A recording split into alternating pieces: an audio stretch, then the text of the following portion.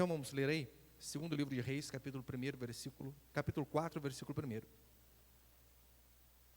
Olha o que diz a palavra do Senhor. Segundo Reis 4, 1. Uma das mulheres dos seguidores dos profetas gritou a Eliseu: meu marido, teu servo, morreu, e tu sabes que o teu servo temia o Senhor. Agora, o credor acaba de chegar para levar meus filhos para serem escravos. Eliseu lhe perguntou: que farei em teu favor? Dize-me, o que tens em tua casa? Repare nessa pergunta, o que tens em tua casa? Ela disse: tua serva não tem nada em casa, a não ser uma vasilha de azeite. Ele disse: vai, pede emprestado todas as vasilhas de todos os teus vizinhos, vasilhas vazias, não poucas. Depois, entra com os teus filhos e fecha a porta. Coloca o azeite em todas as vasilhas, separa a vasilha que estiver cheia. Então, ela se foi, entrou em casa com os filhos e fechou a porta. Eles lhes traziam as vasilhas e ela as enchia. Quando as vasilhas ficaram cheias, ela disse ao filho: traz-me mais uma vasilha. Mas ele respondeu: não há mais vasilha alguma. Então o azeite parou. Então ela foi contar ao homem de Deus, e ele disse: vai, vende o azeite e paga a tua dívida, e tu e teus filhos vivereis do que sobrar. Até aí tá bom, olha para cá, por favor. A interpretação primária deste texto e lógica, é óbvio, tem a ver com a crença no sobrenatural. Nós que somos cristãos devemos, de fato, crer no sobrenatural, porque senão, ora, passamos a ser cientistas e não cristãos. Essa é a interpretação clara do texto. E este relato aqui, ele traz também uma preocupação moral que o profeta de Deus tinha a respeito de um grave problema social que havia na época, que era a escravidão. Um pai, temente a Deus, deixou sua família endividada e os filhos estavam para ser vendidos para quitar a dívida que o pai tinha feito. E eu sei que hoje, infelizmente, muitos cristãos, eles continuam sendo escravos, não de senhores, como eu falei, mas de dívidas, que querendo ou não, né, você está devendo para algum senhor também. Se você deve para o banco, é para alguma pessoa que você deve. E em Lucas capítulo 12, a Escritura vai deixar bem claro que a vida de um homem, ela não consiste na abundância de bens que ele possui. Nós não podemos achar que uma pessoa é de Deus ou não com base na quantia de dinheiro que ela tem. Claro que não, isso é um erro. Nós não podemos avaliar o caráter de uma pessoa com base na quantia de dinheiro que ele tem, porque prosperidade financeira não tem a ver com caráter. Porque há muitos que são mau caráter. E justamente por ser mau caráter é que tem muito dinheiro. No nosso Brasil, você sabe, infelizmente é quase que a regra. Agora, se a vida de um homem ela não é medida pela base que ele tem, a forma como lidamos com o dinheiro, ela resume muito bem o nosso estilo de vida. Como você trata o dinheiro. Em Mateus 6 vai dizer que onde estiver o teu tesouro, ali também estará o teu coração. O que eu venho dizer é que, de fato, você pode sim medir a espiritualidade de uma pessoa, não pela quantidade de dinheiro que ela possui, mas pela forma como que ela cuida do tanto que ela tem. Sim, o dinheiro fala de nossa espiritualidade. Pastor, Deus não liga para dinheiro. Dinheiro não é algo espiritual. Como não? Em Mateus 6, ele diz que o dinheiro é uma divindade, mamon. A única coisa que ele coloca em pé de igualdade com ele, não poder servir a dois senhores, ele diz: eu ou dinheiro? Você escolhe. Então é óbvio que o dinheiro, ele é espiritual sim. E pessoas vivem enroscadas financeiramente, endividadas, por conta de uma espiritualidade defeituosa. E por que eu digo espiritualidade defeituosa? Pessoas ansiosas, gastam demais, pessoas ingratas, pessoas invejosas. Você percebe que essas coisas são espirituais, morais. Isso vai acabar afetando as suas finanças. Pessoas que não têm domínio próprio, que não sabem quando não pode gastar, mas simplesmente vê ali uma faixa 10 vezes sem juros, dá até tremedeira, e quer comprar. Este homem do texto, ele temia Deus, mas ainda assim diz a Escritura que ele estava endividado. Não é isso que nós lemos aqui no verso 1? Uma das mulheres dos seguidores dos profetas gritou a Eliseu: meu marido, teu servo, morreu, e tu sabes que o teu servo temia ao Senhor. Ele temia Deus de verdade. Portanto, este papinho de que, desde que você tema a Deus, e devolva o seu dízimo, está tudo certo. É mentira. Não adianta você temer a Deus, ser fiel com 10% daquilo que você ganha como mandamento, você repreender o devorador, sendo que o devorador é você. É você que gasta demais. É você que não consegue se controlar. Você precisa sim ser fiel com a 10ª parte, como nós cremos, mas se você não administra bem os outros 90% que Deus deixa sob sua mordomia, você vai ter uma vida financeira enrascada, claro que vai. Portanto, o que eu vou falar aqui hoje, eu não vou falar nada novo. Vou falar de coisas óbvias, mas coisas óbvias que por vezes deixamos de praticar. E por deixar de praticar essas coisas simples, acabamos nos endividando. Então eu quero passar alguns princípios aqui a respeito deste texto. Primeiro, não tenha o hábito de se fazer dívida. Não tenha o hábito de fazer dívidas, melhor dizendo. A fidelidade a Deus, ela não nos isenta de dificuldades. Como nós lemos aqui, este servo, ele temia Deus, era fiel ao Senhor. Dificuldades, sabemos que elas vêm sobre todos. E quando elas não vêm por irresponsabilidade, porque sim, quando você faz dívida, você está sendo irresponsável. A maioria das dificuldades que vêm sobre nossas vidas, às vezes não é nem Deus nos provando. Somos nós que causamos os nossos problemas. Existe sim, olha, tribulações que Deus envia, a Bíblia relata inúmeras. Mas em si falando de finanças, a maioria das vezes, o grande problema somos nós. Como já disseram, né? Se pudéssemos chutar o traseiro da pessoa responsável pelos nossos problemas, ficaríamos uma semana sem sentar. Porque nós causamos os nossos problemas. Herman Bavinck, ele destaca que o problema financeiro da viúva pode ter relação, sim, com a administração do marido. Ele, em sua dogmática, no livro 3, ele vai dizer assim: o homem pode ser piedoso e ainda assim negligenciar sua mordomia. Deus concede recursos, mas nos chama a usá-los sabiamente. As dívidas, frequentemente, são fruto de uma administração falha ou de circunstâncias adversas. Devido às dívidas, esses filhos estavam sendo levados para serem vendidos. Imagine a angústia desta mulher. Perder os filhos porque provavelmente ela e o marido não souberam administrar bem a vida financeira. A Bíblia, ela não incentiva dívidas de forma nenhuma. E eu sei que não incentiva dívida, mas para a maioria aqui, maioria não, né? Todo mundo pobre aqui na nossa igreja, infelizmente. Que Deus mande os ricos, mas aqui é tudo pobre. Tudo. Eu sei que algumas dívidas, para nós que somos pobres, são até boas. Eu vou tomar cuidado para explicar isso aqui, senão você me entende mal, né? O que seria uma dívida boa? Por exemplo, financiamento de uma casa. Financiamento de uma casa, eu acredito que seja uma dívida boa, porque você junta uma entrada, você financia, e na maioria das vezes o valor que você paga na prestação é abaixo do valor do aluguel que você encontra na região, no bairro que você comprou sua casa. E para a gente que é pobre, você vai juntar 200 mil para comprar uma casa? Dificilmente. Então, dívidas para sair do aluguel, como a compra de um imóvel, ou como, por exemplo, o irmão me falou uma vez, ele comprou um caminhão para trabalhar com o caminhão. E fez uma dívida, financiou, só que o que ele conseguia produzir com o caminhão, além de pagar a prestação do caminhão, ainda sobrava um tanto. Ou seja, esse tipo de dívida ainda é bom. Hoje, talvez, né? Talvez seria aí um exemplo mais fácil. Uber. Alguns irmãos que já falaram para mim, pastor, eu fazia Uber, eu alugava o carro, pagava R$500 por semana. 500 conto por semana, R$2.000 por mês, o aluguel de um carro. Ora, nesses casos, na maioria das vezes, compensa você comprar um carro que você pague ali 1.200, 1.300 por mês. Você ainda vai pagar menos.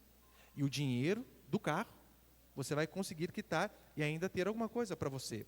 Algumas dívidas, elas são necessárias, mas a maioria é fruto de cobiça. Fruto de cobiça.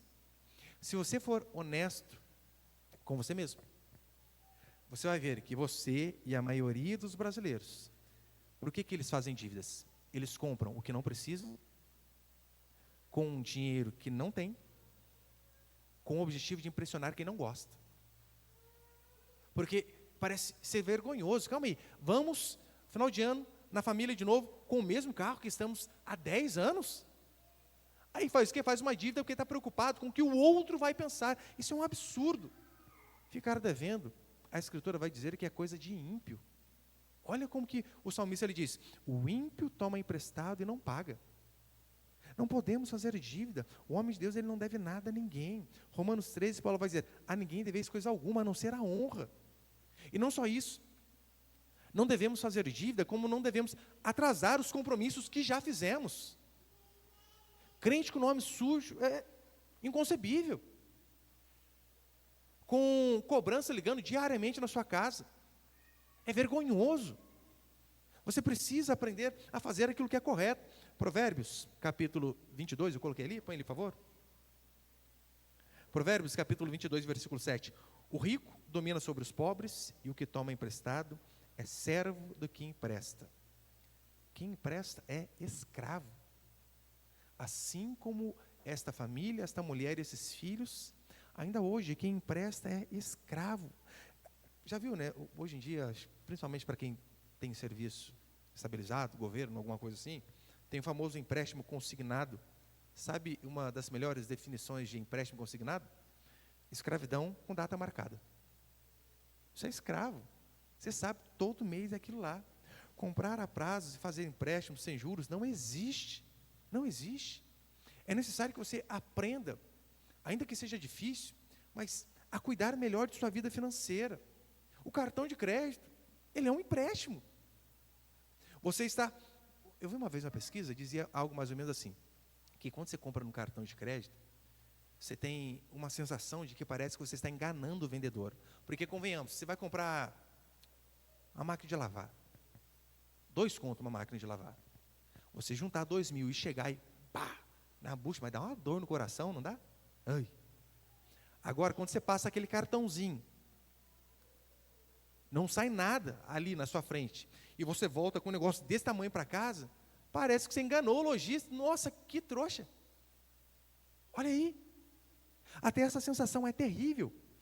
Eu peguei uma matéria que saiu na CNN, que diz assim: em setembro de 2024, os juros do cartão de crédito rotativo para pessoas físicas estavam em 438,4% ao ano, de acordo com o Banco Central. 438%. Se você se enrosca e paga uma parte da fatura, provavelmente você vai se enrolar e muito. Então, olha a importância de fugir dessas coisas. E o problema da maioria das pessoas é que elas não sabem esperar. Queremos as coisas para ontem. É a perdida geração miojo, que é tudo em 3 minutos. Mas olha o que vai dizer Provérbios 21. Os planos do diligente conduzem à abundância, mas a pressa excessiva à pobreza. É a pressa. Se você quisesse comprar uma TV, e se você tivesse a disciplina de, em vez de fazer prestações, guardar uma quantia mensal lá na caixinha do Nubank, no porquinho do Inter, propaganda de graça aqui para eles, né? Se você fizesse apenas isso, você ia ver que você ia conseguir juntar o dinheiro, seu dinheiro iria render, e você conseguiria pleitear um desconto à vista, além de não ficar com a preocupação.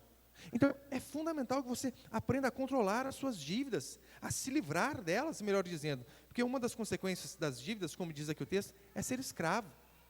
Que é uma coisa mais triste do que, às vezes, você está devendo para alguém. A minha cunhada, ela vendia antes, né, aquela bolsa com joia, semi-joia, lingerie, roupa de criança, um monte de coisa, né? E, por vezes, as pessoas compravam e não pagavam. Daí você imagina a tristeza, ou a angústia, né? É que tem uns que são cara de pau mesmo, mas a maioria, você está lá, daí você está passando, você vai comprar pão no bar, daí você dá de cara com a pessoa que vendeu para você que você não pagou. Olha que triste. Deve ser horrível. Ou pior, né? Daí, hoje em dia com a internet é terrível. E a pessoa põe lá na internet, tem gente aí que deve para mim, mas está comendo fora. Passeando, fazendo isso, fazendo aquilo, fazendo festinha para o filho. É um absurdo. É por isso que aquela proposta que teve aquela vez, foi eleição passada, retrasada. Lembra que o Ciro Gomes falou que ele queria limpar o nome dos devedores do SPC? Os pobres, que maravilha. Não adianta. Se você limpa o nome de um endividado, mas você não dá a ele educação financeira, o que você vai fazer é apenas dar um pouco mais de corda para que ele se enforque lá na frente, porque ele não aprendeu o que tinha que aprender. Tem gente que, infelizmente, na hora de comprar as coisas, elas não olham para o valor real e total daquilo que ela quer comprar, mas olha as benditas parcelinhas. Está lá a televisão, a geladeira, é 5 mil, mas ele vê, nossa, 12 de 450. Então, ela olha apenas para o 450 e diz, então dá. Não, não dá, criatura, são 5 mil, você vai pagar quase 7. Aprenda a se controlar. Imagina o seguinte, uma bicicleta lá que custe R$1.500, daí está na loja, 13 de 150. Você pensa, puxa, compensa. Não, você vai pagar 3 prestações a mais, 450. Além disso, se você comprasse à vista, talvez você conseguiria uns 5, 10% de desconto. Você perde muito dinheiro, simplesmente por fazer dívidas, fazer prestação. Por que cristãos não conseguem prosperar? É justamente por conta disso. Eles são fiéis a Deus, em sua maioria. Eles temem ao Senhor, mas eles não são sábios com coisas materiais como dinheiro. Fuja das dívidas, meu querido irmão e irmã. Se você está realmente precisando de algo e você está endividado, hoje em dia tem o OLX, já ouviu falar de OLX? Marketplace. Bazar. Compre em bazar, criatura. Aprenda a economizar. Vai fazer compra? Eu sempre falo para minha esposa lá, né? Nós temos o hábito em casa de fazer compra uma vez ao mês. E o que nós fazemos antes de fazer compra? Almoça. E enche a barriga. Se entope até de água. Para quê? Porque se você vai fazer compra com fome, o palmito que você nunca gostou, você, nossa, deve ser bom, hein? Daí você começa a comprar o que não precisa. Então, são coisas básicas que eu e você devemos fazer. Eu falo para meus filhos, né? Às vezes a gente vem de bicicleta aqui para o centro, alguma coisa assim. Eu vou tentar tomar uma coca. Entra no chinesinho, pede um copo de água da torneira. Manda para dentro, acabou a vontade da coca. É assim que funciona. Segundo princípio, seja grato pelo pouco e viva com o que tem. Você percebeu que ela disse aqui? Não tenho nada, só uma vasilha de azeite. Ela tinha alguma coisa, mas o que ela disse? Não tenho nada. Porque para muitos, infelizmente, o pouco é nada. Essa é a percepção de muitos cristãos. O que você tem? Não tem nada, só um carro velho, só um carro usado. O que você tem? Não tem nada, só o salário mínimo que eu ganho lá no serviço. Para eles não é nada. Não importa o que você tenha. Se o seu coração é ingrato, você sempre vai achar que você não tem nada. Aprender a ser grato é fundamental. Não adianta você trocar de celular, não adianta você trocar de carro, não adianta você ir para uma casa maior e com piscina, se você não aprendeu a ter um coração agradecido ao Senhor pelo pouco que Ele deu, por coisas talvez simples que Ele deu. Lembra Jesus Cristo quando Ele vai multiplicar o pão, os pães, Ele pega ali os pães daquele menininho, e diz a Escritura que Ele pega 5 pães diante de uma multidão, mas antes de multiplicar, Ele ora, e como Ele começa a oração? Senhor, graças te dou. Ser grato pelo pouco é fundamental. Além do mais, a Escritura vai dizer que quem é grato é alguém cheio do Espírito Santo. Não é isso que Paulo vai dizer em Efésios? Não embriagueis com vinho, qual é a solução, mas enchei do Espírito Santo. De que forma? Cantando, entoando cânticos, louvando a Deus, com ações de graça. Ser grato é fundamental. E é interessante que também aqui no versículo 7, ele diz assim para a mulher, né? Então ela foi contar ao homem de Deus, e ele disse, vai, vende o azeite, paga a tua dívida. Ou seja, quita, não fica devendo. Depois, tu e teus filhos vivereis do que sobrar. Paga a dívida e viva com o que você tem. Resgata ali a sua credibilidade diante das pessoas. Resgata os teus filhos e viva com aquilo que você tem. Imagina quão caro eram as dívidas que essa mulher aqui tinha. Agora, muitos, devido às dívidas, não perderam talvez os filhos, mas perderam a credibilidade, perderam o nome. Não é ruim quando a pessoa, ô fulano, por que você não conta tal coisa? Estou com o nome sujo. Nossa, terrível.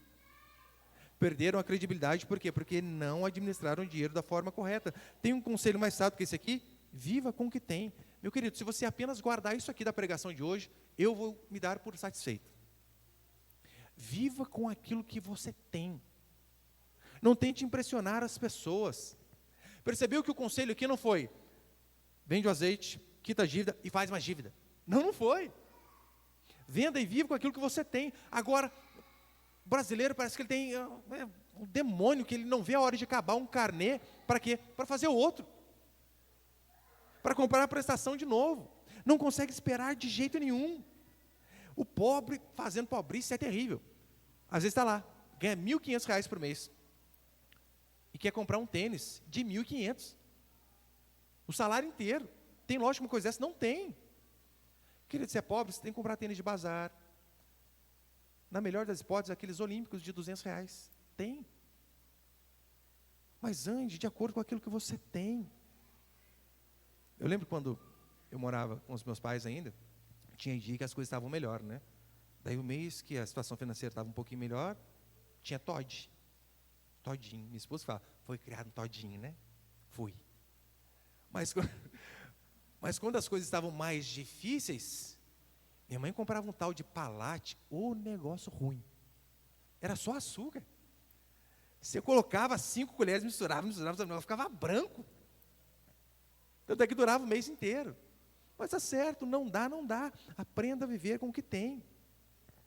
Eu e você devemos pensar dessa forma. Pastor, eu preciso de roupa. Não, você tem que comprar as coisas. Faça isso. Experimente bazar primeiro. Bazar tem muita coisa boa. Você pensa que não? Lá em casa, graças a Deus, eu ganho bastante coisa. Nossa, até de defunto eu ganho as coisas. Esse dia eu ganhei um sapato tão bom, tão bom. Só que o irmão falou assim, pastor, isso aqui é do meu pai que morreu. Daí, fazer o quê, né? Não vai voltar para pegar, pelo menos, né? Espera. Daí, pelo menos isso aí, eu sei que não vai cobrar, né? Não tem problema nenhum com essas coisas, não. Agora, vê se não é assim. Ai, mulher principalmente, né? Ai, vai ter aniversário, tem que comprar uma roupa. Por que você tem que comprar roupa aí aniversário? Você não tem roupa na sua casa. Ah, mas eu vou repetir. Repete! Você acha que todo mundo de fato fica percebendo a roupa que você vai, tira foto para ver se no aniversário do outro ano você está com a mesma roupa? Ninguém fica ligando para você desse jeito, não. Você não é a última bolacha de pacote. Pode repetir. Ninguém vê. Ah, é aniversário, casamento, preciso comprar roupa. Eu sempre falo, qual é a hora de pobre comprar roupa? Quando rasga. Rasgou, não dá para usar mais. Aí você compra. Havaiana, arrebentou. Prego. Pastor miserável, hein? Ah, pastor, mas não dá. O que você pode fazer então? Compra só a correia. Sabia que vem só a correia? R$3,50. Ajuda também. O chinelo é caro, é caro. Se não tem dinheiro, meu querido, empresta a roupa de alguém. Agora, o pobre, ele é pobre, às vezes ele quer fazer aniversário para o filho, mas aniversário é absurdo. Uma vez eu vi aniversário do filho do Neymar, de 1 ano, alguma coisa assim, daí está lá, aniversário do filho do Neymar. Um negócio até que simples. Do filho do pobre, contratou buffet, fez isso, fez aquilo, arco de bexiga para tudo que é lado, personagem da Disney voando no meio do salão. Aí fica pagando até a criança fazer 18 anos. Não compensa. Não compensa. Eu sei, né? Igual, eu tenho 5 filhos, né? E como 4 meninos, a menininha que é menor agora, o aniversário de 1 ano dela, a gente fez o aniversário um pouquinho melhoradinho, né? A gente tentou fazer. Mas ainda assim, eu falei para os irmãos. Minha esposa, ela fez faxina 6 meses sem gastar R$1. Juntou tudo. Meu filho mais velho ajudou no refrigerante. Fulano ajudou tal coisa. Eu falei, você quer fazer? Eu ainda falei para ela, eu não tenho dinheiro. Você quer fazer aniversário para ela? Faz com o seu. 6 meses fazendo faxina. Sem gastar nada. Filho mais velho ajudando. Fez, acabou. Foi o que deu. A gente deve fazer essas coisas assim. Mas já teve vezes lá em casa, de fazer aniversário, literalmente com aquele bolinho de padaria, sabe, de café da tarde? Comprar o bolinho, sentar, nós tudo ali, parabéns para você, acabou. Quando pode, faça. Mas faça com sabedoria. Quando não dá, não tenta fazer bonito para os outros, não. Dar um passo maior que a perna é terrível. Ah, pastor, se eu ganhasse mais, eu não viveria endividado. Mentira. Se você é endividado ganhando o que você ganha hoje, se você ganhasse 10 vezes mais, você seria endividado do mesmo jeito. Porque o problema não está na quantidade de dinheiro que você ganha, mas está na forma como você administra. E se você aprender a administrar o pouco, pode ter certeza, quando você tiver mais, você também vai saber administrar. Terceiro,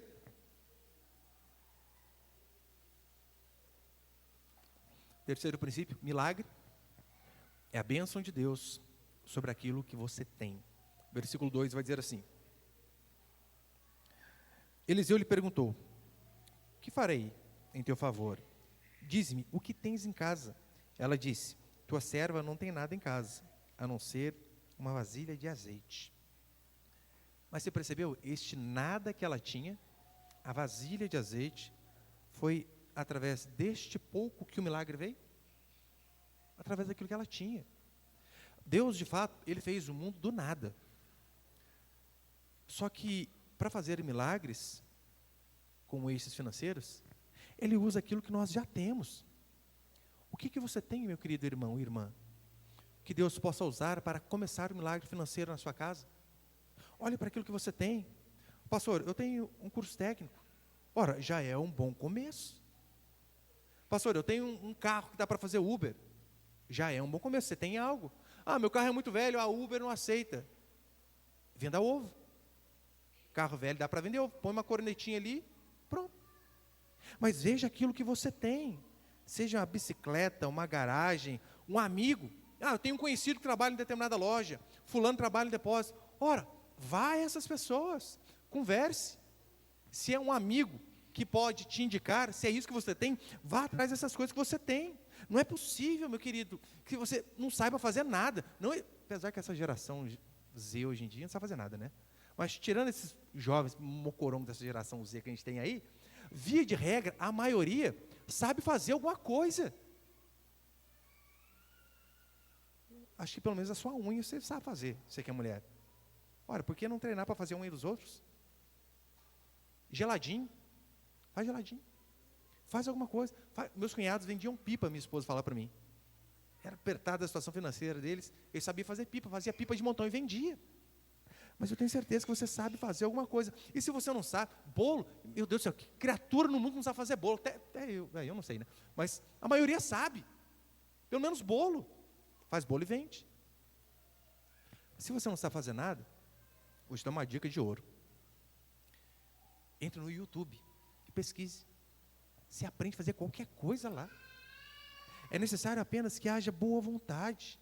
Boa vontade. Se você tem internet, tem YouTube, você pode aprender qualquer coisa. Compre cursos. Aprenda algo. Pastor, mas para ser milagre, tem que cair algo do céu. Mentira. Aqui nós vemos que Deus usou aquilo que a mulher tinha. Assim como na multiplicação dos pães, Deus usou aquilo que aquele menininho tinha. O problema é que às vezes você não tem a disposição. Você tem preguiça. Você tem má vontade. Ou tem vergonha. Mas eu tenho certeza que você tem algo. Eu sei que a vergonha é algo terrível, né? Por isso que vendedor, você tem que tirar o chapéu mesmo. Os bichos são fera. Mas se o seu problema é vergonha, e isso está te atrapalhando a viver bem financeiramente, você precisa aprender a vencer isso daí. Os meus filhos mais velhos ali, eu lembro que eles já venderam um monte de coisa na rua, um monte. Eles vendiam uma vez, meu filho trabalhou no depósito, depois ele falou: pai, lá está pagando pouco, quero fazer outra coisa. Eu falei: tá bom, eu arrumei material de limpeza para ele vender na rua. Pegava o primeiro e o segundo, bicicletinha velhinha, caixote atrás, garrafa PET desinfetante de canil, de eucalipto, lavanda, diz daquilo, e saía no bairro lá batendo de porta em porta. Ai, pai, tem vergonha. Vem essa vergonha. Você precisa aprender a fazer uma coisa, vocês têm que fazer alguma coisa. E eles iam, eu acho que foi mais velho, vendia bombom uma vez na rua. Eu falei: vai, vende, prende, é um dinheiro para você ter para você. E às vezes ele vinha feliz da vida, né? Pai, vende tudo. Minha esposa fazia as trufas em casa, ele saía e vendia. Ele era pequenininho, e o bom de, às vezes, pequenininho vender é que as pessoas acham até bonitinho, né? Ai, que bonitinho, vou comprar. Às vezes nem quer, mas compra. Só que, por vezes, ele chegava triste em casa, com os bombons tudo derretido. Solzão danado, não vendeu nada. Filho, é assim mesmo. Um dia você consegue, outro dia você não consegue. Mas devemos fazer isso. Eu coloquei o comentário de Matthew Henry ali. Matthew Henry, comentando a respeito desse texto, ele vai dizer assim: o milagre não dispensou o esforço humano. Ela teve que buscar vasilhas, despejar o azeite e vendê-lo. Deus multiplica o pouco que temos quando agimos em fé e obediência. E você percebeu que a quantidade de azeite, ela foi limitada pela falta de fé dela? Ou por falta de mais esforço, de procurar mais vasilha? Se ela tivesse mais vasilha, Deus tinha feito mais ainda. O socorro, ele sempre começa a fluir daquilo que você tem. Olhe para aquilo que você tem, então haja com aquilo. É tão certo que aqui no hebraico, vasilhas é kelim, é uma palavra genérica para utensílios, independente do tamanho. Ou seja, independente daquilo que você tenha, use, corra atrás, se esforce, independente do que você tenha em casa. Quarto, já estou encerrando, põe ali, por favor. Quarto princípio, a família precisa ser unida e crer no sobrenatural. Versículo 5, vai dizer assim a palavra do Senhor. Então ela se foi, entrou em casa com seus filhos e fechou a porta. Eles lhes traziam vasilhas e ela enchia. A família precisa estar unida. Se de fato o objetivo é sair das dívidas e prosperar, é fundamental que pensem a mesma coisa. O problema é quando as famílias têm sempre um Jonas, né? Eu não estou dizendo que você vai jogar para fora esse ente da família, claro que não, né? Você mantém ele, só mude-o, exercite mudar a mente dele. Mas às vezes o problema está realmente em um ou outro que gasta demais. Por vezes é um marido totalmente infantilizado, que a sua grande preocupação é comprar um PlayStation 5. Se atrasar o aluguel, pagar isso, não tem problema não. Mas tem que ter o PlayStation. Compra coisas fúteis o tempo todo, é impossível. Ou a esposa trans. Já ouviu falar esposa trans? É aquela esposa que é pobre, mas acha que é rica. E sai. Ela esquece que o marido é pobre, que ela é pobre, mas ela sai gastando tudo. Ela quer viver a vida da vizinha, a vida da influencer, a vida do parente que tem dinheiro. Aí tem aquele velho adágio popular, né? Passarinho que acompanha João de Barro vira servente de pedreiro. Não adianta, você fica querendo acompanhar pessoas que têm mais que você e você não tem condição, você vai se endividar, claro que vai. Se você é pobre, entenda, você é pobre, ponto, acabou, é assim que funciona. Aí está lá, é pobre, mas quer ter 15 pares de sandália, 25 vestidos. Para que isso? Não precisa tudo isso. E o marido, às vezes, não sabe também, né? Falar não, ser firme, situar a esposa de acordo com a realidade. Mas na maioria das vezes, o problema está nos pais, em relação aos filhos. Querem fazer todas as vontades dos filhos.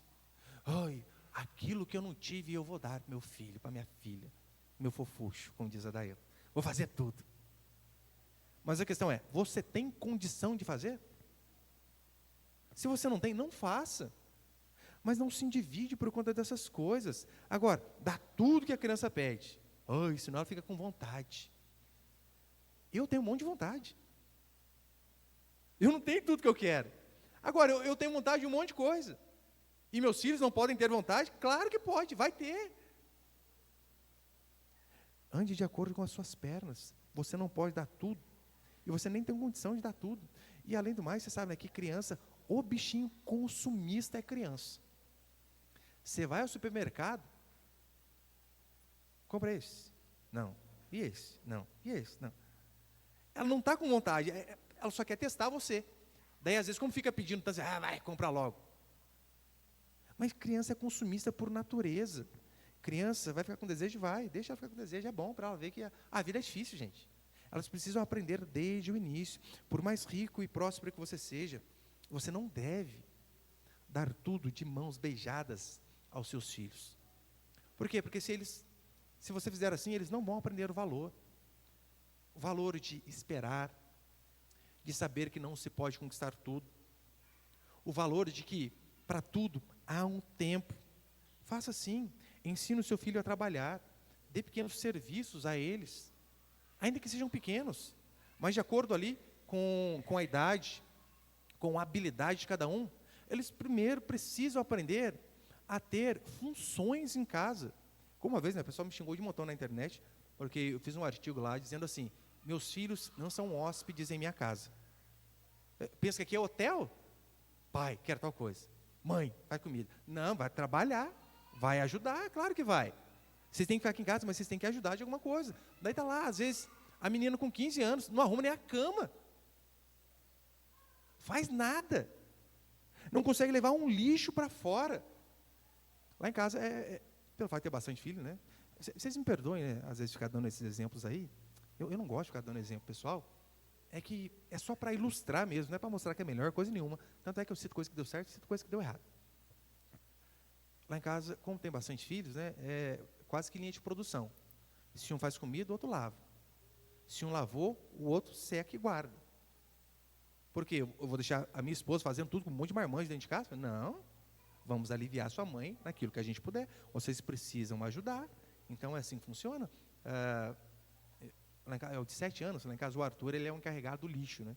Ele sabe, toda terça, quinta e sábado, ele se vira, ele sai catando lixo de casa, do banheiro, dali aqui, pega do tambor, e às vezes ele pega o tamborzão assim, e sai arrastando o negócio mesmo.